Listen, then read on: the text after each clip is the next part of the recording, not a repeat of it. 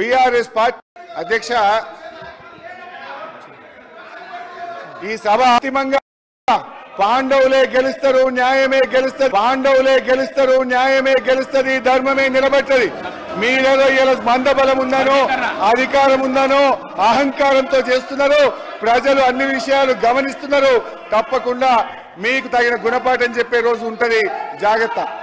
అధ్యక్ష ఈరోజు రెండు అంశాలు అధ్యక్ష. ఎస్సీ వర్గీకరణ మీద భారత సర్వోన్నత న్యాయస్థానం ఇచ్చిన తీర్పును బీఆర్ఎస్ పార్టీ పక్షాన మా యొక్క హర్షాన్ని వ్యక్తం చేస్తా ఉన్నాం, స్వాగతిస్తా ఉన్నాం.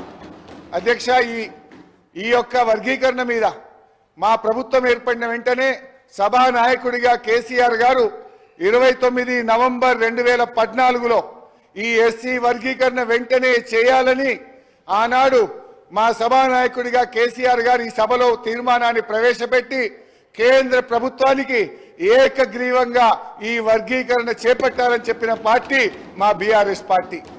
తీర్మానం చేయడమే కాదు అధ్యక్ష, ఎస్సీ వర్గీకరణను వెంటనే చేపట్టాలని ఆ తీర్మానం కాపీని స్వయంగా కేసీఆర్ గారే తీసుకొని ఆనాటి ఉప ముఖ్యమంత్రిగా ఉన్న నాయకులను, దళిత నాయకులందరినీ వెంట పెట్టుకొని వెళ్లి ప్రధానమంత్రి గారిని స్వయంగా కలిసి దీని వర్గీకరణ యొక్క ఇంపార్టెన్స్ ను ఆ రోజు కేసీఆర్ గారు ప్రధాని గారికి వివరించడం జరిగింది.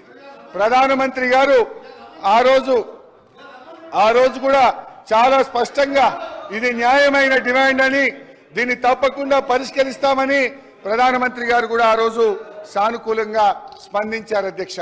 అయితే అధ్యక్ష ఈ వర్గీకరణ పోరాటం చాలా సుదీర్ఘమైన పోరాటం. ఎన్నో త్యాగాలు జరిగినాయి.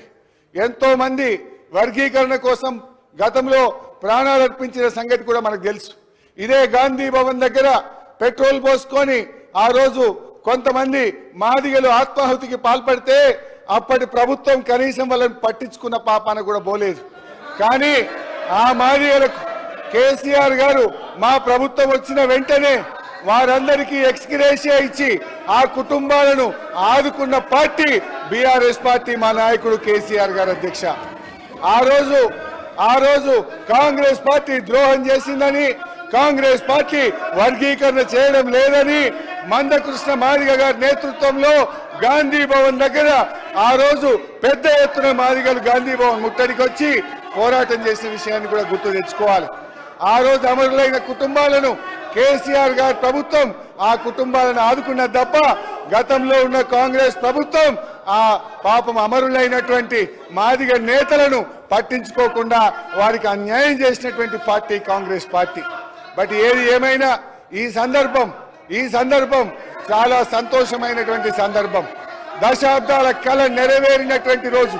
అందువల్ల ఈ రోజు మా బీఆర్ఎస్ పార్టీ తరఫున సుప్రీంకోర్టు తీర్మానాన్ని మనస్ఫూర్తిగా స్వాగతిస్తా ఉన్నాం. ప్రభుత్వం ప్రవేశపెట్టిన స్కిల్ యూనివర్సిటీకి కూడా మా బీఆర్ఎస్ పార్టీ తరఫున సంపూర్ణమైన మద్దతును తెలియజేస్తా ఉన్నాం. అయితే అధ్యక్ష నిన్న గాని ఈ రోజు గాని సభ జరిగిన తీరు మా హృదయాలను ఎంతో గాయపరిచింది. మా మహిళల్ని శాసనసభ్యులు